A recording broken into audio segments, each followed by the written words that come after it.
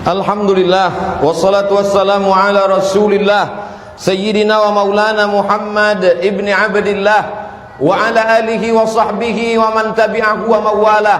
Ashhadu an la ilaha illallah wahdahu la syarika lah wa ashhadu anna sayyidana Muhammadan abduhu wa rasuluhu la nabiyya ba'dah. Allahumma salli ala sayyidina Muhammadin an-nabiyil ummi wa ala alihi wa sahbihi wa barik wa sallim. Qala Allah tabaraka wa ta'ala fi kitabihil karim. A'udzu billahi minasyaitonir rajim. Ya ayyuhalladzina amanu taqullaha haqqa tuqatih wa la tamutunna illa wa antum muslimun. Wa qala ta'ala fi ayatin ukhra. Ya ayyuhalladzina amanu taqullaha wa qulu qawlan sadida yuslih lakum a'malakum wa yaghfir lakum dhunubakum. Wa man yuti'illaha wa rasulahu faqad faza fawzan 'azima. Ibadallah, usikum wa nafsi bitaqwallahi wa ta'atihi faqad fazal muttaqun. Hadirin jamaah Jumat yang dimuliakan Allah Subhanahu wa taala.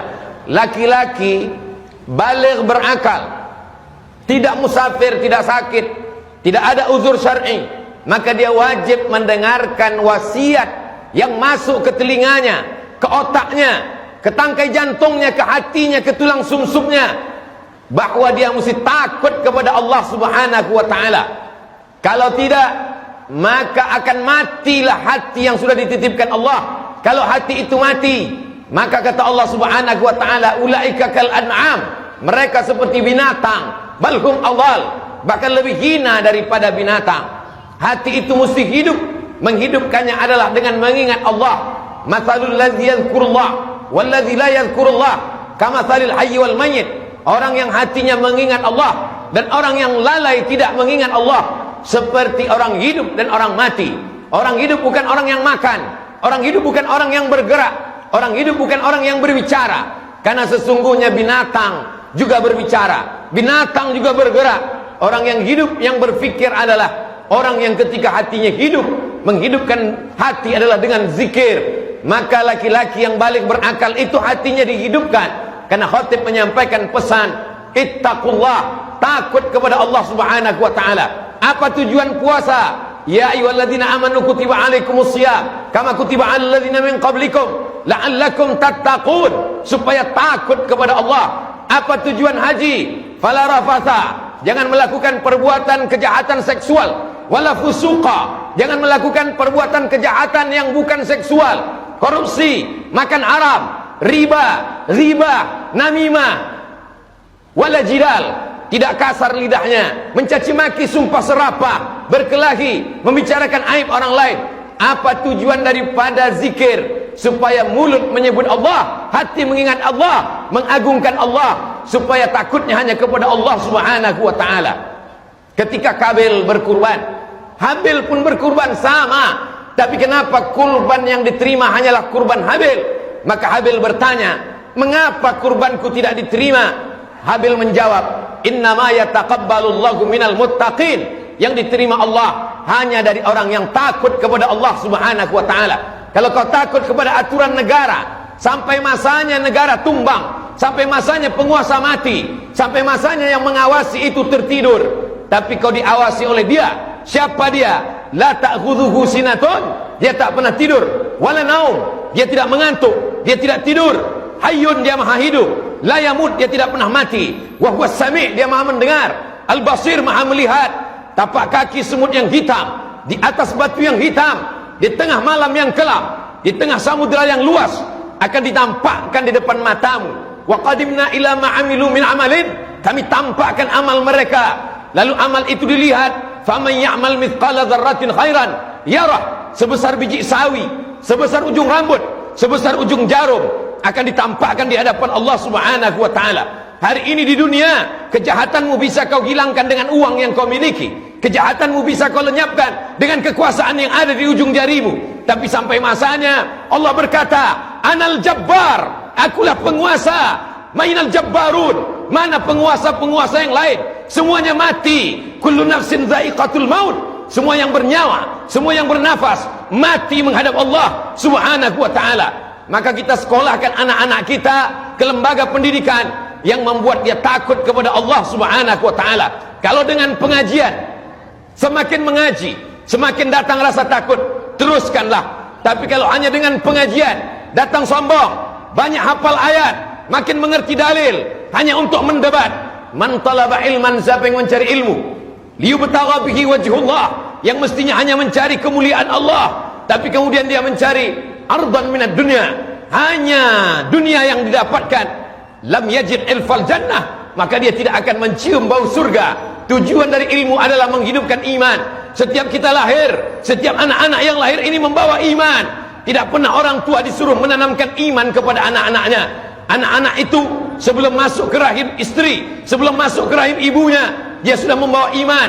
Allah bertanya, alastu bi rabbikum, bukankah aku Tuhan kamu? Semua roh menjawab, bala syahidna, kami bersaksi, engkaulah Rabb kami, engkaulah Tuhan kami. Jangan kau sangka anakmu beriman karena engkau memasukkannya ke sekolah. Wahai para bapak ibu guru, jangan kau sangka anak didikmu beriman karena engkau hanya menjaga imannya supaya tidak lepas. La yazni zani hina yazni wa huwa mu'min. Seorang pezina tidak akan berzina kalau ada iman dalam badannya. La yashrabu syaribu hina yashrabu wa huwa mu'min. Orang minum khamar, pemakai sabu-sabu, tidak akan sakau kalau ada iman dalam dirinya. La yasriqu sariqu hina yasriqu wa huwa mu'min. Pencuri, maling, koruptor tidak akan melakukan perbuatan curang kalau ada iman dalam dirinya.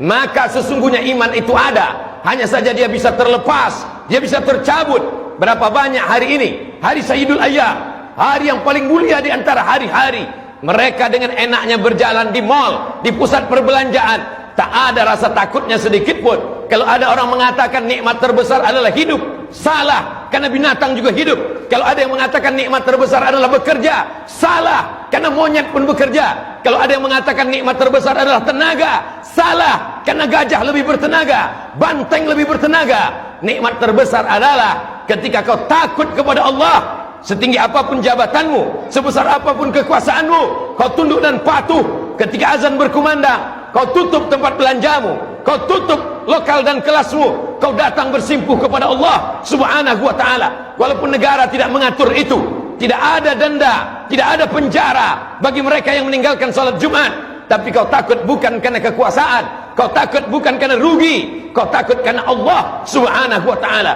Kau besarkan Allah dalam hatimu, maka dunia kecil di pelupuk matamu. Kau besarkan Allah dalam jiwamu, maka dunia ini hampa, tak ada maknanya. Maka semua hanya disebut nama Allah.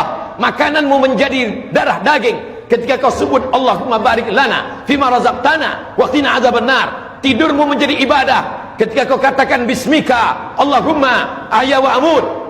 Keberkahan anakmu menikah karena kau sebut nama Allah.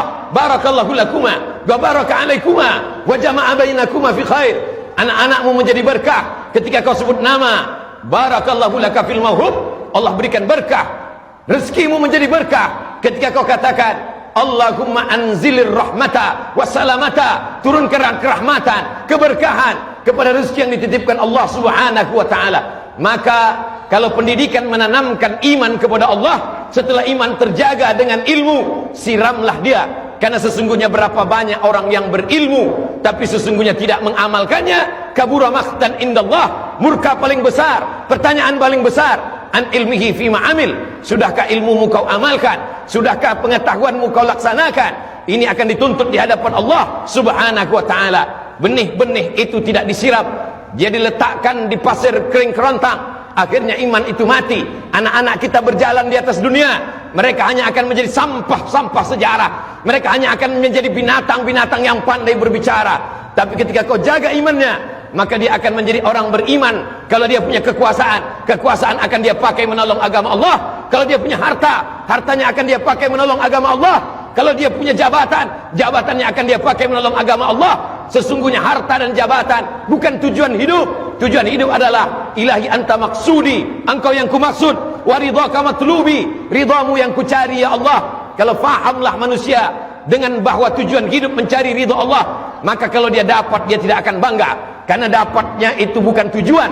Dapat itu hanya baru sekedar sarana. Kalau tidak dapat, dia tidak kecewa, karena tidak dapat ada skenario yang paling indah di hadapan Allah Subhanahu wa ta'ala. Jamaah Jumat yang dimuliakan Allah Subhanahu wa ta'ala, hari ini manusia lupa apa tujuannya. Untuk apa kau dihidupkan Allah?